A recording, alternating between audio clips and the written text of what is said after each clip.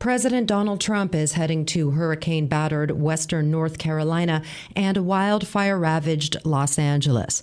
It's the first trip of his second term. Trump has frequently blended politics and disasters, and Friday will likely be no different. He has sharply criticized President Joe Biden's administration for its handling of Hurricane Helene in North Carolina, and he's suggested withholding money from California unless it changes water policies. Jennifer King has more.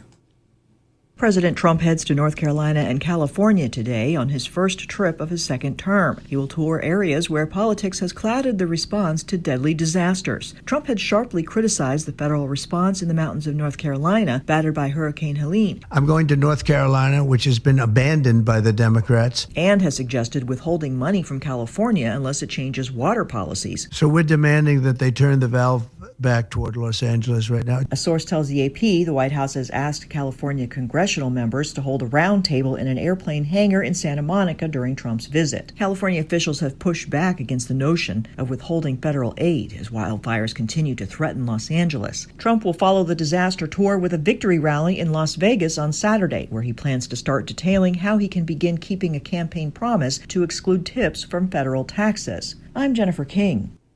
President Donald Trump's executive order denying U.S. citizenship to the children of parents living in the country without documentation has faced the first of what will be many legal tests. It didn't fare well. A Justice Department lawyer had barely started making his arguments in a Seattle courtroom Thursday when U.S. District Judge John C. Coffenor began blistering him with questions, calling the executive order, quote, blatantly unconstitutional.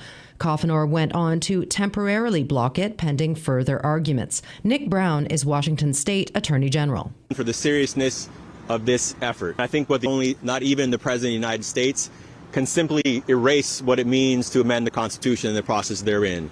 Relatives of hostages still being held by militants in Gaza have called on Israeli Prime Minister Benjamin Netanyahu to ensure all remaining captives are freed. They're also appealing to U.S. President Donald Trump to continue pressing for their release.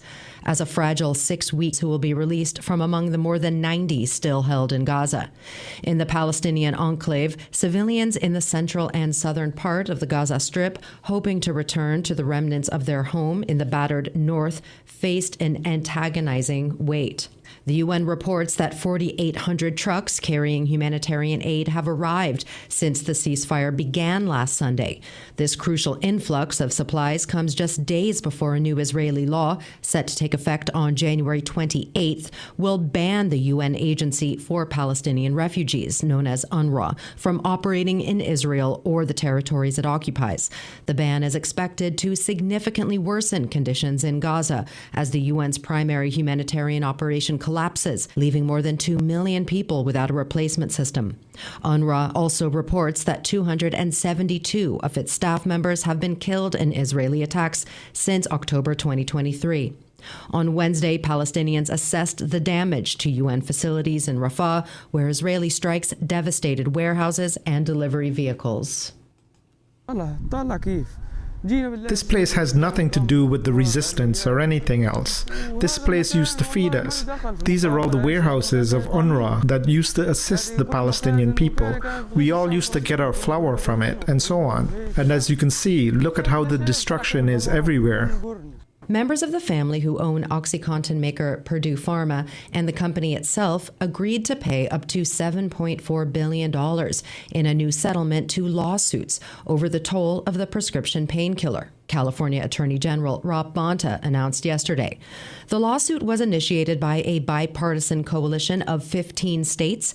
They say Purdue, under the Sackler family leadership, invented, manufactured, and aggressively marketed opioid products for decades, fueling waves of addiction and overdose deaths across the country. California Attorney General Rob Bonta. But holding opioid manufacturers that have fueled waves of addiction and overdose deaths across the U.S. to account is something that we could all get behind, and I'm grateful for that. I'm Teresa Wierzbianska for Pacifica Radio.